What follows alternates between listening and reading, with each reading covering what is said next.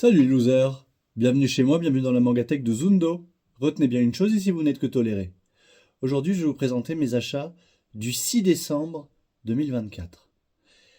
Et pour cette fois, en particulier, je ne vais pas vous sortir les tomes un par un, mais je vais faire un petit plaisir aux amateurs de gros volumes, puisque je vais directement vous montrer tout ce que vous allez voir dans cette vidéo, à savoir cette pile et cette pile. Voilà. J'ai parfaitement honte. Voilà tout ce que j'ai acheté et que j'ai reçu cette semaine, sachant qu'il y a encore d'autres ouvrages à venir pour la semaine prochaine. Voilà. Mais je vais vous expliquer pourquoi il y a tout ce volume. Déjà, je pense que les fêtes de Noël approchant, les éditeurs ont décidé de sortir tous leurs titres, ou presque, début décembre. Ce qui fait que, normalement, sur la suite du mois, je n'aurai presque rien. Sauf si je décide de prendre des titres déjà sortis. Alors, par quoi est-ce qu'on commence? On va commencer par le haut de la pile, à savoir Biblouz, tome 1 à 5. Alors oui, une nouvelle collection de chez Meian. Comme toute nouvelle collection de chez Meian, je la prends en abonnement, parce qu'on a de bons petits goodies, à savoir la boîte, la première boîte, le petit marque-page qui fait plaisir, un badge, une broche badge, voilà, et des ex-libris qui doivent reprendre les couvertures, ouais, 1, 2, ouais c'est ça, donc il doit y en avoir 10 je pense, et ça doit reprendre les couvertures des différents tomes, voilà.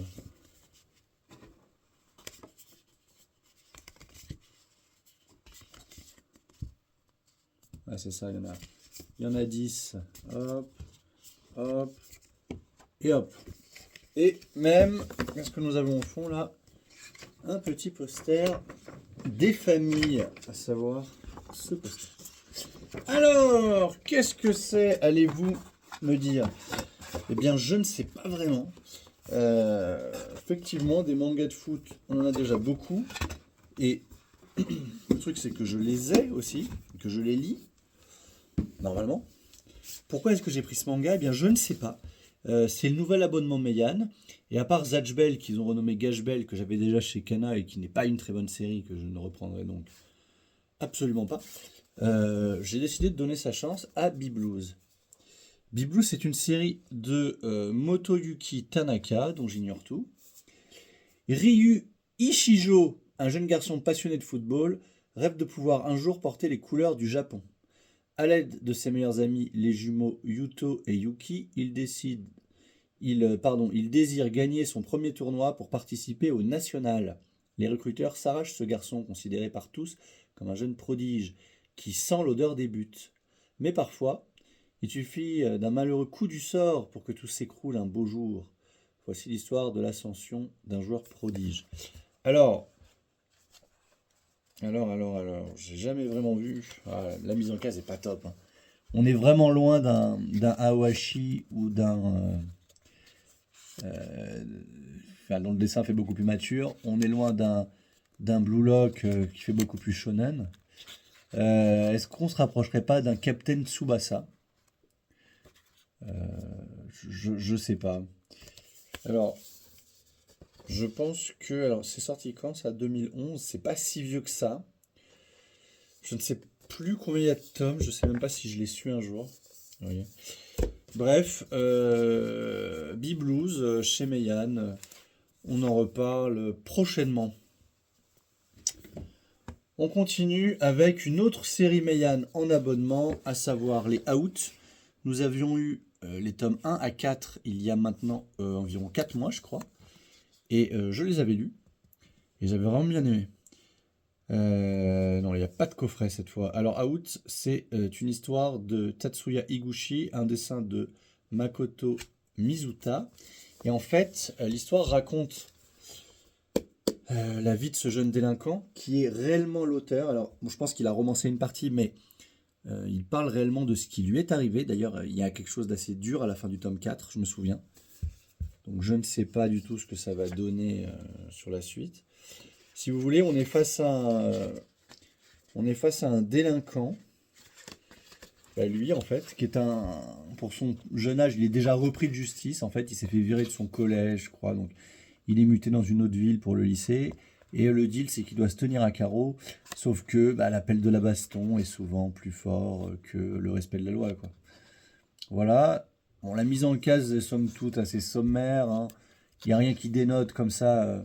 Où je vous feuillette le manga. Mais, il se dégage de ce manga un truc un peu furieux, un peu noblesse de la baston de rude. Vous voyez, un peu comme on pouvait retrouver dans Shonen Junai Gumi, là, les Young GTO. Ouais, on est sur un truc. Mais en fait, déjà, on est sur un truc réaliste, puisque c'est la biographie du gars, hein. Donc, on n'attendait pas des trucs incroyables, des trucs de fou, mais il y a quand même. C'est quand même assez intéressant, hein. J'ai vraiment lu les 4 premiers tomes avec plaisir. Donc, non, Out, très bonne découverte. Bon manga. On continue encore avec un autre titre de chez Meian en abonnement, à savoir les Kengen Omega. Dans les Kengen Omega, bon là je vous ai parlé, mais c'est pareil, on a des petits ex-libris, un poster. Kengen Omega, c'est tome 18, 19, 17, 18, 19, 20. On était sur un tournoi, est-ce qu'il est terminé? Je sais même plus. Oui, si, on avait terminé le tournoi, donc on passe à autre chose. Alors, à savoir que Kengen Omega, c'est la suite directe de Kengen Ashura, qui est un super manga de baston. Mais vraiment un super manga. Si vous recherchez un truc dans la veine de Baki, jetez-vous dessus, parce que pour moi, c'est le digne héritier de Baki. Baki, dont on parlera juste après, mais qui est la référence absolue des mangas de baston, bien sûr. Les couvertures de Kengen Omega sont toujours magnifiques. Et en fait, à l'intérieur des tomes, vous avez toujours une micro-histoire sur la page, les couvertures intérieures, quoi. Ça nous raconte l'histoire d'une association, l'association Kengan, qui permet à des entreprises, quand elles sont en conflit avec d'autres entreprises, de régler ces conflits par l'intermédiaire de combattants qu'elles engagent et qu'elles payent grassement. Et le combattant victorieux permettra à l'entreprise qu'il représente de gagner, d'être favorisé au niveau du deal dont il était question. Et bien sûr, il y a toute une histoire de manigance. Bref, il y a énormément de personnages. Mais ce qui est bien, c'est que on nous remet régulièrement le nom des personnages, mais très souvent. Par exemple, on ouvre là, vous voyez, ils nous mettent Xiayan, chef de la vermine, par exemple. Vous voyez, alors que le gars, on l'a déjà vu 40 fois, quoi. Je prends un autre truc au hasard. Voilà, par exemple, vous voyez, Yamashita Kazuo, c'est un des personnages principaux. Enfin, c'est le chef d'entreprise principal. Et on nous remet son nom alors qu'on ne connaît que lui, quoi. Donc vraiment, ça pour le coup c'est cool parce que ça permet de toujours se souvenir de comment il s'appelle, parce que sinon ce serait trop compliqué. Ce manga, c'est donc la suite de Kengen Ashura, qui était en fait constitué à partir du tome 10, on va dire, jusqu'à la fin, au tome 27, d'un énorme tournoi. Là, sur Omega, ils ont aussi fait un tournoi. Alors cette fois, c'est l'association Kengan contre une autre association, vous verrez. Et ils ont terminé le tournoi, mais l'histoire n'est pas finie. Là, il se passe d'autres choses. Il y a une organisation mafieuse, criminelle, il y a des trucs, enfin bon bref. Et voilà, on est un peu comme dans Baki, avec des mecs qui n'ont pas des super pouvoirs, mais des super coups, des musculatures hors du commun. Bref, pour moi, vraiment un top manga pour les gens qui ont envie de lire des mangas de baston, quoi. Ça se lit vraiment bien. Il y a plus de texte que dans Baki, mais on peut difficilement faire moins. Voilà. Alors on poursuit avec le tome 15 de Dan Dadan, édition collector. Et alors, là je vais vous l'ouvrir parce qu'il y a un truc dedans, j'ai vu.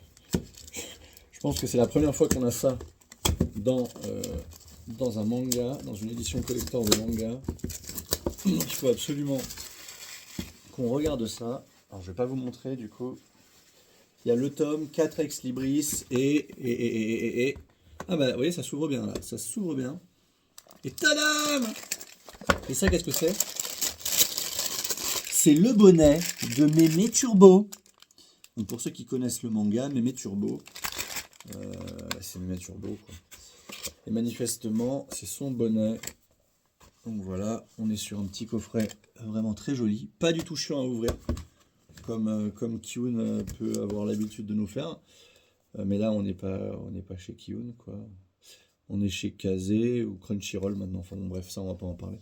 Bah là aussi, vous voyez, il y a des histoires à ce niveau-là. Dan Dadan, bah c'est de Yukinobu Tatsu. Yukinobu Tatsu, l'auteur montant de ces dernières années, grâce à Dan Dadan, qui met en scène ces deux personnages, ce garçon et cette nana, qui sont accompagnés d'autres personnages. On les voit presque tous là, voilà. Et ils ont tous acquis certains pouvoirs de différentes manières. À la base, si vous voulez, c'était elle croit aux esprits mais pas aux extraterrestres, lui il croit aux extraterrestres mais pas aux esprits, et ils vont confronter leur non-croyance en se rendant compte qu'en fait ça existe quand même, et ils vont devenir amis, machin, bon bref. Et en fait ils passent leur temps à se faire attaquer soit par des esprits, soit par des extraterrestres. Vous voyez là une espèce d'immeuble baston, enfin on est vraiment sur quelque chose de super quoi. Et voilà.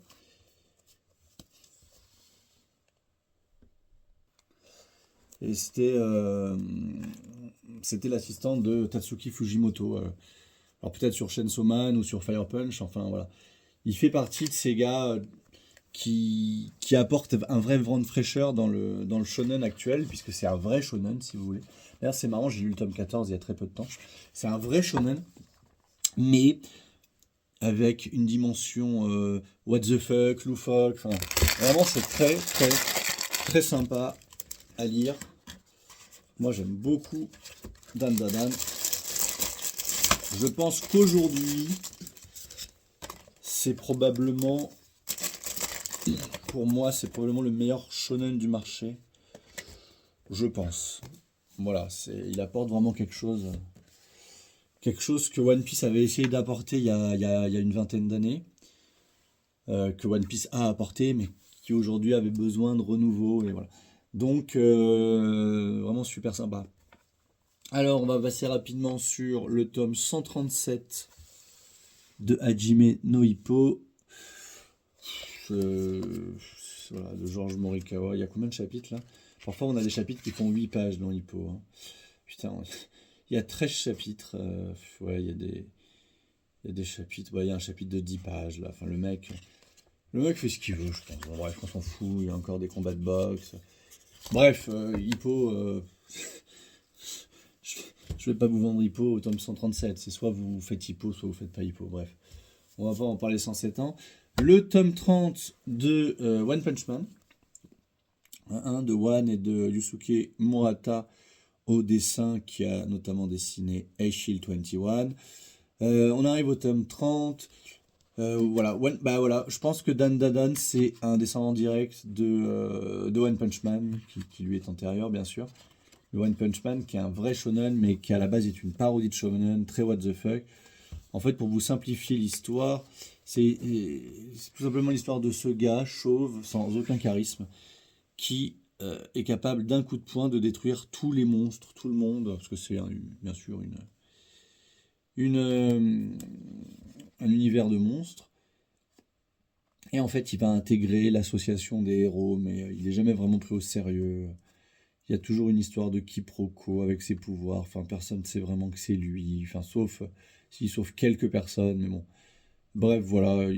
On a tout un panel de héros et de monstres aux pouvoirs divers et variés. C'est très sympa à lire. C'est vraiment un manga très sympathique, ce petit One Punch Man. Mais je pense que la plupart des gens connaissent One Punch Man. Le tome 6 du vendeur de magasins de vélo, Les Arts Noirs, un des 4 tomes, Les Arts Noirs petit format, vendeur du magasin de vélo, de Harare Matsumushi. Je n'ai jamais lu ce tome. Je ne peux absolument rien vous en dire. Ça fait partie des achats un peu rituels qui m'arrive de stopper. Hein. Si on arrive au tome 30 et que j'ai pas lu, il y a beaucoup de séries que j'ai arrêtées aux alentours du tome 10, 15 parce que je les ai pas commencées et au bout d'un moment ça me gonfle. Le tome 24 de Blue Lock, donc Blue Lock de Muneyuki Kaneshiro et Yusuke Nomura. Blue Lock, ce Battle Royale footballistique. Voilà, on est vraiment sur un dessin sympa quand même, Blue Lock, hein, avec des tranches d'action assez explosives. Bon là, il n'a pas l'air d'en avoir beaucoup, mais vous voyez, ça donne quelque chose d'assez sympa. Blue Lock, c'est le vrai shonen. C'est le vrai shonen, shonen foot. Les gamins n'ont pas des pouvoirs de fou, mais ils font vraiment des trucs irréalistes, on va dire. Voilà. Donc, voilà. Battle Royale, il ne doit en rester qu'un. Mais comme j'avais dit, j'ai environ 6 tomes de Blue Lock de retard, donc je ne peux plus trop en parler pour l'instant. Aux éditions Mangesu de Shinya Umemura et Eiji Hashimoto, Shirohan, qui nous raconte l'histoire une énième fois du Shinsengumi. À noter que ce personnage était dans les derniers tomes de Valkyrie Apocalypse, c'est lui qui se bat. Il s'appelle il s'appelle comment celui-là? C'est Soji Okita. À la base, ça nous parle de Toshizo Hijikata par le prisme de Shinpachi Nagakura, qui n'est pas mort, mais qui est très âgé et qui raconte à une journaliste au début du XXe siècle leur histoire. Voilà. Donc Shiruran, si je ne m'abuse, ça s'est terminé au tome 36, je crois. Donc là, c'est le tome 21. Ça se lit bien. Moi, je dois avoir 3-4 tomes de retard. Ça se lit bien. Après, il faut avoir envie de lire du samouraï, du Shinsengumi. J'en ai un peu soupé, là, notamment avec tous les sidous que je me suis enchaîné ces dernières semaines. Et il n'est pas très très joli, celui-là. Mais ah, c'était juste un petit bout de plastique, voilà. C'est bon, il n'y a plus rien. Voilà, donc Shiruran pour les fans du Shinsengumi. Bien justement, on parlait de Valkyrie Apocalypse, le tome 4 de La Légende de Lubu. Alors je ne sais pas trop de quoi ça parle, La Légende de Lubu, je ne les ai pas lus. J'ai juste lu les Valkyries, moi. Lubu qui est l'empereur de Chine, le premier empereur de Chine. Enfin voilà, c'était le premier combattant dans Valkyrie Apocalypse. Pourquoi est-ce qu'ils nous le ressortent là? Je ne sais pas. J'ai un peu du mal à lire certains. Enfin, la plupart du temps, j'ai du mal à lire les spin-offs en fait, à vraiment me mettre à les commencer. Mais ça m'a l'air tout plein d'action, encore plus que dans Valkyrie, j'ai l'impression. J'ai l'impression qu'il n'y a pas de temps mort en fait. Il y a moins de temps mort. Dans ce tome-là, en tout cas, j'ai l'impression qu'il n'y a pas de temps mort. D'ailleurs, je sais pas si ça vous le fait, vous, mais quand moi je lis un manga d'action, comme ça par exemple, j'enchaîne quoi. J'ai l'impression que vraiment, il faut le lire à un rythme effréné. Voilà. Bon, le tome 8 de Shaman King, The Superstar de Takei, bien sûr, hein, Hiroyuki Takei, Shaman King, vous le verrez dans la FAQ, mais ça représente quelque chose pour moi.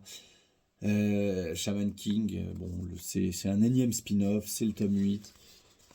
Pour les fans de Shaman King, moi je me suis arrêté à Shaman King justement, j'ai pas encore fait les spin-offs, je les ai tous achetés par nostalgie, mais faudra que je relise la série originale, notamment parce que j'ai les éditions collector et qu'il y a 2 chapitres en plus, un truc comme ça. Donc voilà, ensuite le tome 28 de Vinland Saga de Makoto Yukimura qui nous raconte l'histoire de début de colonisation de l'Amérique du Nord par les Vikings. Enfin, ne nous raconte pas que ça, en tout cas là on en est là. Hein.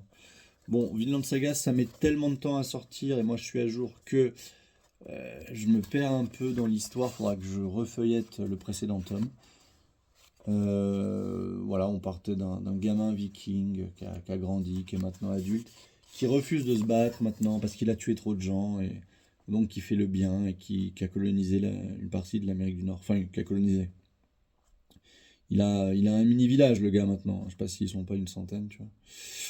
Bref, ça fait partie de ces titres que j'aime, mais que j'aimerais voir se terminer prochainement parce que le rythme de parution est trop lent et on en perd un petit peu. On en perd finalement l'envie de lecture, mais ça c'est mon problème. C'est moi qui les lis quand ils sortent et voilà, ça donne quelque chose qui est différent si la lecture se fait tome après tome, jour après jour sur une série finie, quoi. Ensuite, le tome 2 de Versus, qui est un manga de One également. Au scénario, hein, One dessine extrêmement mal. Vous verrez, il faut voir les premiers tomes de One Punch Man, pas reliés, mais sortis sur Internet. Et Mob Psycho 100, enfin, ça se lit, mais c'est voilà, sans grand intérêt. Et au dessin, c'est Kyutaru Azuma. Donc voilà, ça donne ça, c'est sympa. Est-ce que j'ai lu le tome 1? Non. Est-ce que je le lirai? Oui, prochainement. Mais voilà, comme je vous ai dit, ça fait partie des mangas. Je vais peut-être attendre d'en avoir quelques-uns pour débuter, quoi. Voilà. Le pitch avait l'air sympa. C'est une histoire de 12 mondes parallèles. Il y a écrit: pour fusionner l'armée démoniaque qui était sur le point de les exterminer, les mages ont ouvert un portail interdimensionnel et ont accidentellement fait fusionner leur monde avec 12 autres mondes parallèles. Voilà, donc ça fait 13. De plus, les habitants de ces distants univers, loin d'être les sauveurs qu'ils espéraient, sont eux aussi sur le point d'être décimés par leurs propres ennemis naturels. Face à ces 13 menaces planétaires, le héros Halo a une idée: pousser leurs ennemis respectifs à s'entretuer. Bon, voilà.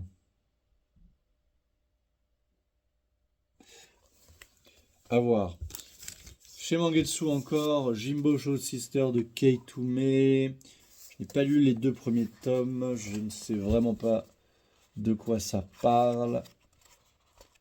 Nous verrons cela en quelques années.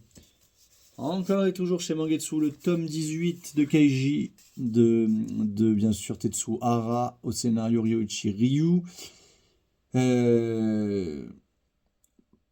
Keishiro Ryu, pardon. C'est le dernier tome. C'est enfin le dernier tome. Je dis enfin parce que j'aime moi quand les choses se terminent. J'aime avoir terminé. Voilà, j'adore Tetsuhara, son trait, son humour pince sans rire. Bref, il y a quelque chose de très insolent dans sa manière de dessiner, mais de très grandiose, si vous voulez. Donc voilà, on est sur un excellent manga qui est une réédition. Je crois que les premiers Keiji étaient chez Casterman ou quelque chose comme ça. Bref, là nous avons les 11 derniers chapitres. Ce sera à mon avis lu très prochainement. Keiji, ça nous raconte l'histoire d'un Kabukimono, c'est-à-dire ce personnage qui aime se balader avec des couleurs criardes, de manière assez désinvolte, mais il fait partie d'une famille riche. Donc les gens lui doivent un certain respect, et en plus, il est extrêmement puissant, comme tous les héros de Tetsuhara. Donc, voilà. Mais il est très gentil. Et le dernier tome des éditions Mangetsu du mois de décembre, c'est le 14e de Soten no Ken. C'est aussi le dernier tome. Est-ce fait exprès? Je ne saurais me prononcer. Voilà. Ce qui est dommage, c'est que Keiji et Soten no Ken, c'est sur un papier qu'on ne retrouvera probablement plus maintenant. D'ailleurs, les Keiji sont un peu... C'est marrant, enfin c'est marrant. C'est un peu emmerdant parce que les 3 derniers sont jaunes comme ça, alors que les précédents étaient blancs, comme les Soten no Ken. Bref, de là à en vouloir à Mangetsu, il n'y a qu'un pas. Donc c'est toujours dessiné par Tetsuhara, mais là c'est scénarisé par Buronson, ou supervisé par Buronson, qui était en fait le scénariste de Hokuto no Ken. Soten no Ken, c'est un spin-off, en fait c'est une préquelle. Ça se passe quelques dizaines d'années plus tôt. Hokuto, on ne sait pas trop quand est-ce que ça se passe, mais ça se passe forcément en l'an 2000, enfin, vu par quelqu'un des années 80, donc ça doit être en 2000 par exemple. Ça se passe dans les années 30, je crois. Ça nous parle de la Chine. Voilà. On est sur l'histoire d'un ancêtre, son grand-père, je crois. Et là, nous avons les 22 derniers chapitres. Les 22 derniers chapitres. Ça se lit très très bien, comme tout Tetsuo Hara. C'est du très sympathique. Tu ne le sais pas encore, mais tu es déjà mort. La phrase culte, bien sûr. Tetsuo Hara est un génie, un maître du dessin. Il a un trait magnifique, absolument incroyable. Voilà, sans être un grand fan de ses œuvres, j'aime beaucoup ses œuvres. Voilà, nous avons notamment Legend d'Oda Nobunaga, qui est aussi sa dernière œuvre en date, mais là, Mangetsu n'en est qu'à la moitié à peu près, enfin la deuxième partie, commence la deuxième partie. Ils ont décidé de changer la maquette. Bref, c'est pas grave. Mais ce qui est dommage, c'est que Mangetsu n'a jamais réussi à avoir Hokuto no Ken. Et ces petits enfoiros de chez Kaze et Crunchyroll avant Azuka, parce que moi je les ai chez Azuka, les Hokuto, en ont profité, ont surfé sur la vague Mangetsu pour les ressortir. Alors que bon, le plus fair pour moi aurait été de leur vendre. Mais bon. Alors, maintenant, des trucs vraiment sympathiques qui me tiennent bien à cœur. Je vais vous montrer ce manga. Connaissez-vous les éditions Matière ? Les éditions Matière sont des éditions qui ne sortent qu'un seul et unique auteur, à savoir Yuichi Yokoyama. Alors, Yuichi Yokoyama, j'avais Travaux publics et Voyages. Il a sorti une dizaine de titres et je les ai tous trouvés sur internet, je les ai commandés. Celui-là, je l'ai commandé hier soir et je l'ai reçu ce matin. C'est très étrange. Tous les autres arriveront demain ou la semaine prochaine. Alors, on est sur... Alors, comment vous expliquer ? Il n'y a pas d'explication. Hein. C'est la collection Imagem, édition Matière. Édition Matière ne doivent pas faire que du manga, mais en manga, ça doit être uniquement cet auteur et cette collection. Donc voilà, il y a très très très peu de texte et on est sur des formes cubiques, ovales, triangulaires. Voilà, on ne sait pas de quoi ça parle forcément de prime abord. Je pense que le titre aide beaucoup. Donc là, on est sur la terre de glace, donc il faut s'attendre à avoir des représentations de glace. Et on est vraiment sur quelque chose d'ultra expérimental. Ça, les premiers que j'ai lus ne m'avaient pas laissé un souvenir impérissable, c'est pour ça que j'avais pas forcé pour prendre cet homme-là, mais bon, vous voyez, les personnages sont là. Si vous voulez, là je suis en train de réenregistrer absolument tous mes titres, parce que je les mets dans Manga Collect, donc je vérifie sur mes 3 autres sites que je les ai bien tous. Et je suis tombé sur ceux-là, et je me suis dit, bon, les autres doivent pas être dispo, je vais regarder. En fait, ils étaient absolument tous dispo, à prix normal en plus. Donc vraiment, ça c'est le petit manga qui se lit en 5 minutes, mais bon, après 15 euros, j'avoue, 5 minutes, 15 euros, 3 euros la minute. Bref, c'est fort sympathique, mais c'est vraiment réservé aux puristes, aux vrais puristes du manga. Un auteur que j'adore, Atsushi Kaneko Evol. Pourquoi j'adore ce gars ? Parce qu'en fait, c'est le plus américain des mangaka. On est sur un manga, mais c'est clairement du comics qui nous fait, en fait. On est vraiment sur un style comics.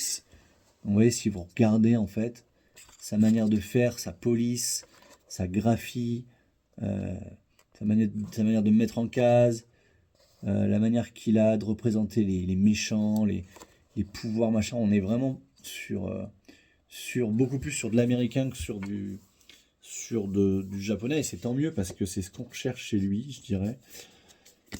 Qu'est-ce qu'il a fait avant ? Il a surtout fait Bambi qui a été réédité aux éditions Imo, que j'ai lu sur la réédition. Il a fait d'autres titres, Atomic Trip, il a fait une adaptation de Tezuka, je sais plus, de Doro et Doro, je crois. Il a fait d'autres trucs. Evol, ça c'est son dernier titre en date. Il a Sol et un autre titre, White Moon. Ça, c'est les 2 titres dont j'attends vraiment la réédition avec impatience parce que c'est introuvable. Et moi, j'adore vraiment ce que fait Atsushi Kaneko. Ah oui, il a fait un autre titre. avec une espèce de justicière méchante. Là. Comment ça s'appelait déjà? Ah, je vais trouver ça. J'ai instantanément trouvé. Ça s'appelle Desco. C'était chez Casterman. Je m'en souvenais. Donc les Desco, j'avais bien aimé. Mais en fait, si vous comprenez le, le style de cet auteur, vous êtes dedans à fond. Par contre, c'est édité par Tonkam et Vol. C'est une horreur. Regardez, vous avez un manga qui est comme ça. Là. En fait, en gros, c'est un manga qui aurait nécessité de ne pas avoir de jaquette. Parce que regardez la gueule de la jaquette. Et en dessous, le manga est vraiment sympa. Donc, moi, je pense que la jaquette est trop. Et c'est désagréable, en fait. Cette jaquette est désagréable. Elle m'emmerde. Alors, Evol, ça parle de quoi? Ça parle de 3 gamins qui ont fait une tentative de suicide et qui se retrouvent dans un hôpital psychiatrique. Tiens. Et qui se révèlent avoir des super pouvoirs dans l'hôpital qui sont de prime abord des super pouvoirs ridicules. Par exemple, lui, il peut faire des trous, mais vraiment, il fait des tout petits trous. La nana, il y a une nana qui peut voler du sol, et la troisième, elle fait un peu de feu. Sauf que ils vont s'échapper de l'hôpital, leurs pouvoirs vont grandir au gré de leurs émotions exacerbées, blablabla. Et ils vont décider d'utiliser ces pouvoirs à mauvais escient. Ils vont devenir un groupe qu'ils vont appeler Evol. Pourquoi Evol? Parce qu'ils sont nazes en anglais et qu'ils voulaient écrire Evil, sauf qu'ils ont écrit Evol. Voilà. On va se rendre compte qu'on est dans un monde de super-héros, avec d'autres super-héros, des justiciers qui se disent justiciers et donc doivent faire le bien, mais en fait qui ne font absolument pas le bien en général. En gros, on a l'impression qu'il n'y a aucun bon super-héros. On est vraiment sur une sorte de réécriture de The Boys un peu. Hein, le comics The Boys qui est incroyable. Pour ceux qui ont vu la série, lisez le comics. C'est 2 énormes omnibus de 1000 et 1400 pages chacun. 1000 pour le premier et 1400 pour le deuxième. Mais c'est une tuerie, c'est un régal et c'est différent de la série. Et moi, je vous conseille vraiment de le lire. Bref, on s'égare. Evol, c'est incroyable. Moi, j'adore de toute façon ce que fait cet auteur. Je dévore les Evol à chaque fois. Vous voyez, là, on parle de Thunder Girl, machin. Enfin, bon, bref, il y a aussi une organisation criminelle, une vraie grosse organisation criminelle. Bref, c'est une pépite ce manga, c'est une pépite. Le tome 2 de Pineapple Army de Naoki Urasawa avec au dessin Kazuya Kudo. Alors je pense que j'avais dû vous dire que c'était son premier titre. Son premier titre c'est pas Pineapple Army, c'est Dancing Policeman. Mais on n'a jamais eu de Dancing Policeman en France, on l'aura sûrement un jour. On a mis quand même 15 ans à avoir Pineapple Army. Pineapple Army, ce sont des volumes triples. On avait juste eu le premier en France sur 9. Là, on a des volumes triples, donc 3 volumes. On est au deuxième. C'est le style Urasawa que vous connaissez tous. Voilà, j'ai pas encore lu le 1, mais ça ne saurait tarder. Puisque j'ai quelques petits titres, quelques anciens titres d'Urasawa à lire. Et donc, je commencerai par Pineapple Army. Ensuite, j'ai les Yawara que je n'ai pas lus, qui sont presque terminés. Et j'avoue, je n'ai jamais lu les Master Keaton. J'ai les 13 volumes, le 12 et le remaster qui sont juste là devant moi. Et je ne les ai jamais lus, je ne sais pas pourquoi. Par contre, j'ai absolument lu tout le reste. Donc Monster, 20th Century Boy, 21st Century Boy, le spin-off, Pluto, Billy Bat, le dernier en date, Asadora, Hatchoum, les histoires courtes, j'ai tout lu. Mais j'ai pas lu ces titres les plus anciens. Je ne sais pas trop pourquoi. Mais vraiment, Urasawa, je me régale toujours. J'aime beaucoup, beaucoup cet auteur. C'est un auteur fantastique. Voilà. Un autre auteur que j'aime beaucoup, qui est appelé par tout le monde le dieu des mangas, c'est évidemment Osamu Tezuka. Je ne vous présente pas souvent de Tezuka, tout simplement parce que j'ai quasiment tout ce qu'a fait Tezuka et qui est sorti en France. Et du coup, je ne peux pas vous en présenter puisque je ne l'achète jamais. Sauf qu'en fait, cette collection, moi, je l'adore. Comme quoi, Delcourt, ils font parfois du bon travail. C'est leur collection 90 ans de Tezuka. Ils ont mis très, très, très longtemps à nous sortir les Phoenix. Donc ça, c'est le tome 6, le dernier volume de Phoenix, l'oiseau de feu, Phoenix. Phoenix, c'est une histoire qui dépeint une vie entière pour Tezuka. Il a dessiné plusieurs chapitres au cours de sa vie. Donc vraiment, on est sur différentes histoires. On ne peut pas résumer Phénix, mais il y a toujours cet oiseau de feu, bien sûr, en toile de fond, mais ça nous parle de différentes époques, de différentes civilisations. En tout cas, c'est un bon pavé. Moi, j'adore Tezuka. J'ai techniquement, je dirais 95%, même plus, de ce qui a été traduit et disponible chez nous, fait par Tezuka. Alors, souvent, maintenant, j'ai des rééditions. Je les prends, par exemple, ces volumes-là, même si j'avais déjà les précédents, je prends parce que c'est magnifique. Là, j'ai les tout premiers Roi Léo. J'ai vu qu'ils allaient les ressortir. Là, c'est bien. Roi Léo, qui était tout petit, des tout petits tomes de 96 chez Glénat.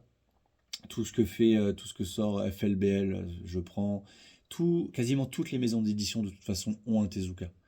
Alors peut-être que Kana et Glénat en ont pas, mais bon, ils n'ont pas besoin. Mais bon, ce que me disait Alexandre Greni, c'est que ça donne une certaine maturité, un certain laisser-passer au Japon. Quand ils te disent, ouais, t'es une nouvelle maison d'édition, tu veux nos titres, mais qu'est-ce que t'as? Si tu dis, bah j'ai un Tezuka, ne serait-ce qu'un seul, ça t'ouvre certaines portes, manifestement. Tezuka, c'est plus de 400 volumes. Le mec est incroyable, il est mort à 62 ans. Il faut savoir qu'il était médecin. Il est né en 1928. Il est mort en 89. 89, 28, ouais, il est même pas mort à 62 ans, il est mort à 61 ans. Donc, médecin, mais il dessinait bien, et puis il a décidé de dévier. Voilà. Il a dessiné, je crois qu'il a dessiné plus d'une centaine de séries sur plus de 400 volumes. Le nombre de pages, je vous dirai pas le nombre de milliers de pages. Il avait toujours genre 3 séries en cours. Quand il est mort, bah, il y a 3 séries inachevées de lui, dont je crois que il y a eu Beethoven, Vampire et Néophoste, de mémoire. Et moi, mon rêve, ce serait qu'un jour on ait tous les Tezuka en France, absolument tous. Au Japon, ils ont une collection unique Tezuka, ils les ont tous. Ils ont même, il y avait même une grosse bibliothèque qui est sortie où il y avait des mini volumes, ça se lisait vraiment à la pince à épiler. Il y avait tous les Tezuka. Et si j'avais le courage, je monterais une boîte d'édition uniquement pour les Tezuka. Est-ce que ça marcherait? Je ne pense pas, parce que c'est maintenant un peu vieillot, c'est difficile à lire. Je pense que Tezuka se vend très mal en France. C'est un peu comme si vous me disiez, bah, on est fan de BD actuelle et on va se retaper les Tintins, quoi. Voilà, mais voilà, Tezuka, si vous voulez commencer, ça commence par La Nouvelle Île au Trésor, que j'ai en face de moi, là, qui est aux éditions Issan, qui nous raconte des histoires un peu enfantines, à la Mickey, voilà. Et Tezuka, il a eu plusieurs périodes, il a eu sa période d'enfance, sa période plus mature. Il a fait des romans quand même sur Adolf Hitler, enfin, l'histoire des 3 Adolphes. Il y a eu beaucoup, beaucoup, beaucoup de thèmes abordés par Tezuka. Les experts vous diront qu'il a probablement abordé tous les thèmes possibles et inimaginables. On pourrait faire une vidéo de 3 heures sur Tezuka, c'est pas le sujet. En tout cas, Tezuka, c'est une madeleine, quoi. C'est une madeleine. Maintenant, mon manga préféré, je vous le montre.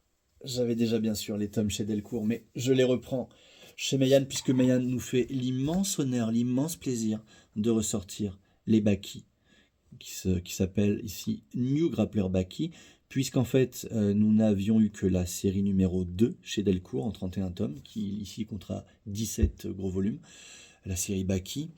À force de plébiscite, de sollicitations sur les réseaux sociaux, ils ont fini par sortir en 2022 Baki the Grappler, qui est la série originelle qui avait été dessinée au début des années 90 par Keisuke Itagaki. Keisuke Itagaki, qui est le père de Paru Itagaki. Paru Itagaki, qui est une autrice qui a fait notamment Beastars, qui est un best-seller, qui est vraiment très très bien. Et donc son père Keisuke, lui, était spécialisé dans Baki, le manga de baston. À l'instar d'ailleurs d'un Araki qui ne fait que du Jojo tout au long de sa vie, ou presque, lui ne fait quasiment que du Baki.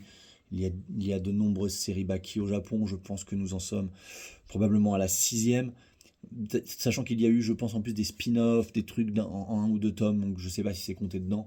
Bref, Baki continue au Japon. Et moi je fais confiance à Meian, j'avais eu un représentant au téléphone qui m'avait fait comprendre à mi-mot qu'il n'allait pas lâcher. Ce qu'ils ont fait d'ailleurs, puisque quand les Baki The Grappler arrivaient à leur terme, j'avais regardé sur mon abonnement, en fait l'abonnement continuait, et je voyais que j'avais été débité il y avait écrit, il y avait la suite en fait. Donc Et puis je lui ai demandé, mais alors c'est comment ça? C'était sur aucun site ne le référençait.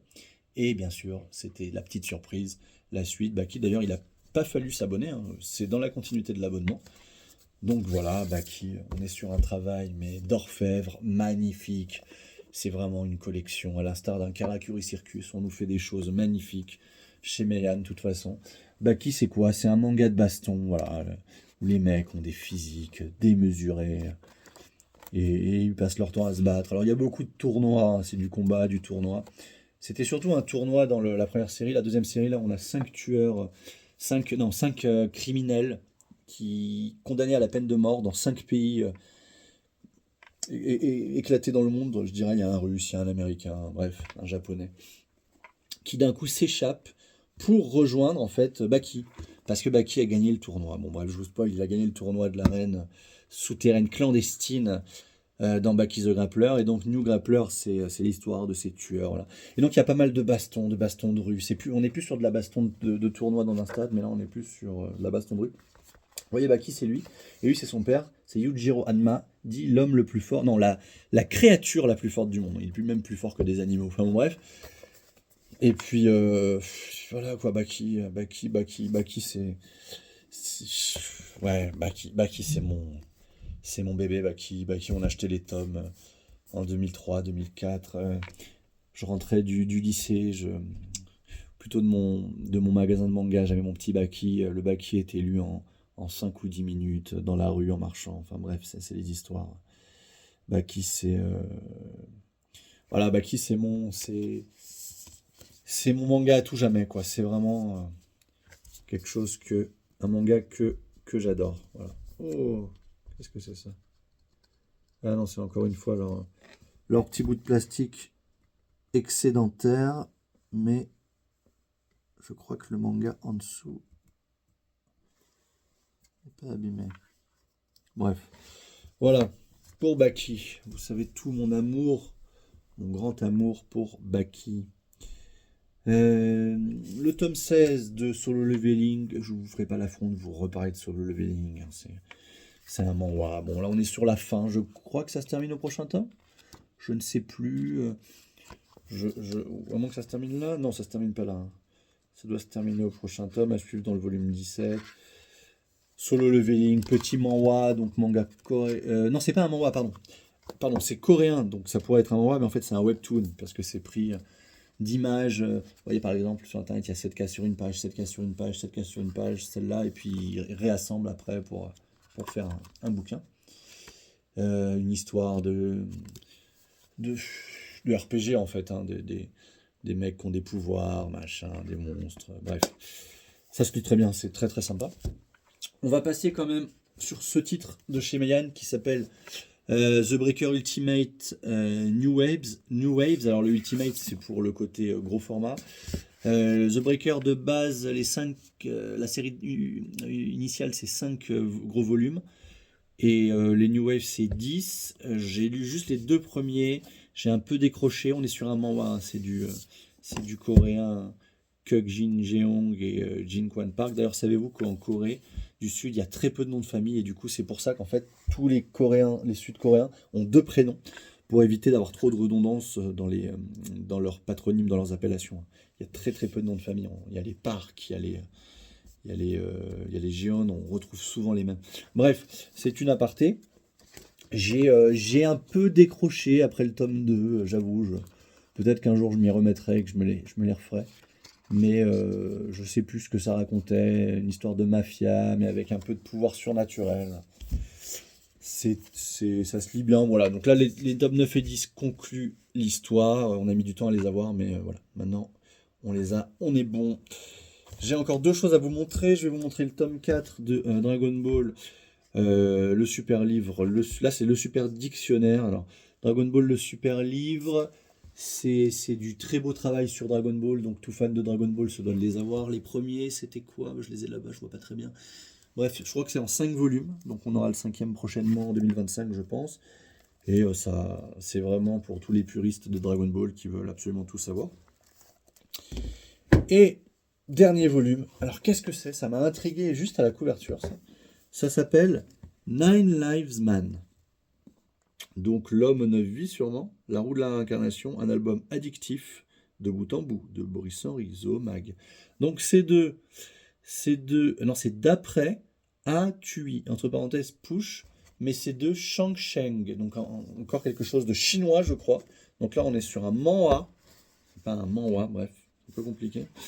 Je ne sais pas de quoi ça parle. Je ne sais pas de quoi ça parle. En tout cas, le dessin est sympa. Ça a de la gueule, ça a de la gueule. Ça me plaît bien.